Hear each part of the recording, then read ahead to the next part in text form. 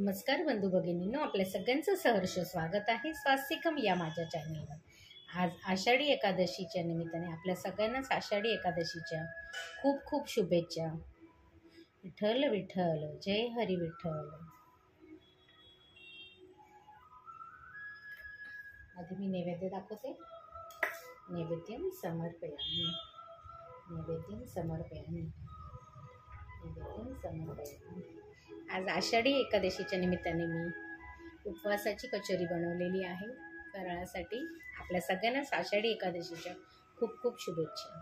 नैवेद्यम समर्पयामि, नैवेद्यम समर्पयामि, नैवेद्यम समर्पयामि, नैवेद्यम समर्पयामि, नैवेद्यम समर्पयामि।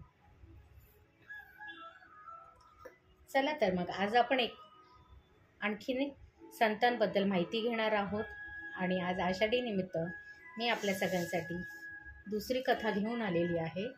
ज्या कथेचं नाव आहे नामदेव ज्ञानदेव भेट, सगुण निर्गुण सुख संवाद, तीर्थयात्रेतील चमत्कार। ओम नमः शिवाय। श्री गणेशाय नमः, श्री सरस्वतीभ्यो नमः।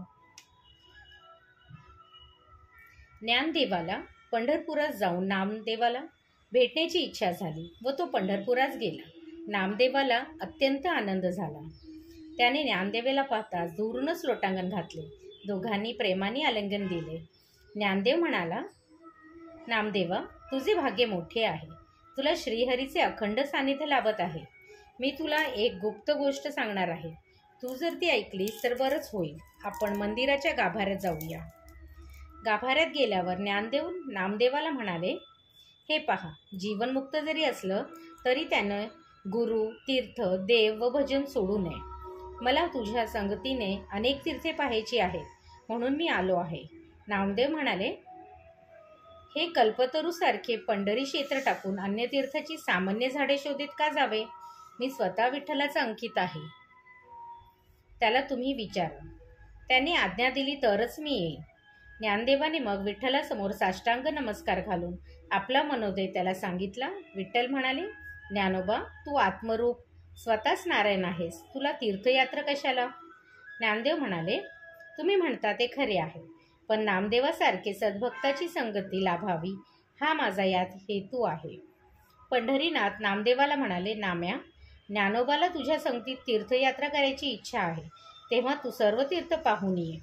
पण सदा सर्वदा तू माझी आठवण कर, मला तुझी सतत आठवण येईल। ज्ञानदेवाला म्हणाले, ज्ञानदेवा, तू सर्वज्ञ सुखमूर्ती आहेस, पण माझा नाम फारच लाडका आहेस। नामा माझा लाडका असल्यामुळे तू त्याला घेऊन जातोस, हे मला संकटात घालणेच आहे। तू याला क्षणभर सुद्धा डोळ्याआड होऊ देऊ नकोस।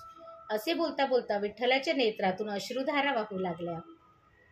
मग त्याच्या चरणावर मस्तक ठेवून ज्ञानदेव व नामदेव तीर्थयात्रेला निघाले। त्यांना बोलवून पांडुरंग परत देवळात आला, तेव्हा त्याचे पाय धुण्यासाठी रुक्मिणी आली। हे काय नाथा, डोळ्यात आसवे, अंगाला एवढे घाम, असे काय होत आहे तुम्हाला? तिने विचारले। तेव्हा नामदेव तीर्थयात्रेला गेल्याचे सांगून विठ्ठल म्हणाले, मला नाम्याचा विरह सहन होत नाही, पण तो लहानपणापासूनच मला सोडून राहिलेला नाही, त्याची मला काळजी वाटते। रुक्मिणी म्हणाली, ज्याच्या मुखी तुमचे नाव बसे त्याला शोक मोह बाधत नाहीत ना? पांडुरंग म्हणाले, तू सत्य बोललीस, पण मी अव्यक्त निराकार असून भक्तांसाठी सगुण साकार झालो। त्यांच्याशिवाय मला क्षणभरही राहत नाही। त्यांचे हृदय मीच जाणतो व मला पण तेच जाणतात। पूर्णपणे अहंकार रहित होऊन दिवा आणि प्रकाश जसे एकरूप, तसे जे माझपाशी एकरूप असतात ते माझे विज्ञानी भक्त असतात। नामा, त्यांचा चरणरज आहे, त्याला विरह सहन होणार नाही, म्हणून मला दुःख वाटते। असे बोलता बोलता सगुण पांडुरंग लीलया मूर्छितही पडला। तेव्हा रुक्मिणीने त्याला धैर्याने सर्व उपाय करून सावध केले। तिने भक्तांना बोलवून आणले। भक्त देवाला विचारू लागले, देवा, असे काय दुःख आहे तुम्हाला? देवा, जरा सावध होऊन अद्भुत वचन बोला। मला नाम्या वाचून अन्य काही आवडत नाही, रुचत नाही। मी भक्तांचे कार्य अखंड करतो असे नाही, मी त्याला काहीच दिले नाही। धर्मार्थ काम मोक्ष यातील एकही मी त्याला दिले नाही। तो जन्मल्यापासून त्याने सेवेचे ऋण मात्र माझ्या डोक्यावर ठेवले आहे. त्याने स्वतःच्याच बळावर काम, क्रोधादी वैरी मारून संसार जिंकला आहे. त्याला लोभ, दंभ, माया, मोह काहीच नाही. तो मज वाचून दुसरा कोणताच आश्रय मानित नाही. त्याला मार्गात जाताना भूक लागली, तहान लागली तर कोण निवारण करेल अशी चिंता लागली आहे माझ्या जीवाला. मी कासावीस झालो आहे. पांडुरंगाची ती अद्भुत प्रेमळ वचने ऐकून भक्त मंडळी आनंदाने भजन करू लागली आणि पांडुरंगही जरा सावधचेत झाले. इकडे नामदेवचाही विठ्ठलाच्या विरहाने फार केविलवाणी स्थिती झाली होती. तो सारखा विठ्ठलाचे नाव घेऊन विरहाने कावराबावरा होत होता. तेव्हा ज्ञानदेवाने ज्ञानाचे 4 गोष्टी सांगून आणि अद्वैताचा बोध सांगून समजूत घालण्याचा प्रयत्न केला. ज्ञानदेव म्हणाले, नामदेवा, तुझ्या हृदयात श्रीहरी नांदत असताना व तुला एवढा भक्तीचा जिव्हाळा असताना तू हिपंटी का होतोस? तुझ्या आनंदात तुझ्याच अंतरंगात नांदत आहेत ना. घरात धन पुरून ठेवले असता माणसाने बाहेर भीक मागणे जावे तसे तू का करतोस? नामा म्हणाला, अहो, विठेवर समचरण जोडून जे उभे आहे ते पितांबरधारी कटीवर 2 हात ठेवलेले साकार सगुण साक्षात ब्रह्म मला दाखवा. मला योगयुक्ती येत नाही. ज्याला नारद व तुंबर स्तोत्रे गातात, जो पुंडलिकावर देऊन तिष्ठत राहिला आहे, जो सनदिकांचे निजध्यान व शंकराचा प्रियतम आहे, त्याची माझी भेट घडवा. माझे प्राण विरह वेगाने जात आहेत. ज्ञानदेव म्हणाले, अरे प्रेमळ भक्ता, तो नाही अशी कोणतीही जागा नाही. दुजाभाव टाकून तू हृदयात अद्वैत ओळख. नामा म्हणाला, चातकाला मेघाचेच जलबिंदू हवेत, तो नदीच्या पाणी पित नाही. तसा मला विश्वात भरलेला चक्रपाणी ओळख ही भाषा, हृदयात अद्वैत अनुभव ही भाषा लटकी वाटते. ज्ञानदेव म्हणाले, अरे, जे अक्षर अद्वैत तत्व आहे व ज्याची उपासना ज्ञानी करतात तेच तत्व तू तुझ्या हृदयात पहा. नामा म्हणाला, छे, तसले काही सांगू नका. मला सगुण रूप आवडते. जे दृष्टीने पाहताच नेत्र धन्य होतात, ज्याचे भजन ऐकून कान धन्य होतात, ते सगुण रूपच मला आवडते. ज्ञानदेव म्हणाले, नामदेवा, धन्य तुझा निर्धार. तुझा शुद्ध भाव फारच श्रेष्ठ आहे. तू ऋषिकेश स्वाधीन केला आहेस. तो भक्तिमार्ग तू मला समजावून सांग. भजन कसे करावे, श्रवण कसे करावे, निधिध्यास कसा करावा, धारणा कशी करावी, विश्रांती कशास करावी, सारी मला सांग. तुला जो अनुभव येतो तो मला समजावून सांग. ही गुजगोष्ट तुला विचारावी अशी उत्कंठा माझी मनात फारच दिवस झाले होती. नामदेव म्हणाले, अहो, मला काही कळत नाही, म्हणून मला पांडुरंगाने तुमच्या हाती सोपविला आहे. तुम्ही स्वतःकडे लहानपण घेऊन उलट मलाच ज्ञान विचारता, हे नवलच आहे.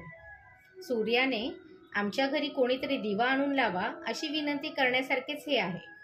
ज्ञानदेव म्हणाले, छे नामदेवा, तुझे ज्ञान कमी कसे म्हणता येईल? अरे, ध्रुवाचा तारा लहान दिसतो पण तो अढळ आहे. तुझे ज्ञान अल्प आहे असे कसे? तू तर श्रीहरीला आपलासा केला आहेस. मला भक्तीचे रहस्य तुझपाशी श्रवण करायचे आहे. नामदेवाने ओळखले की ज्ञानदेवांची भक्तीचे मर्म जाणण्याची खरीखुरी उत्कंठता काय आहे. मग त्याने अनन्य भक्तीचे मर्म स्वतःच्या अनुभवाच्या आधाराने सांगितले. विरक्ती, दया, अभेद, बुद्धी व ईश्वर प्राप्तीची आत्यंतिक तळमळ कशी असावी ते त्याने अनेक दृष्टांत देऊन सांगितले व म्हटले, ज्ञानदेवा, तुमचा फारच आग्रह झाला म्हणून मी माझा अनुभव सांगितला आहे.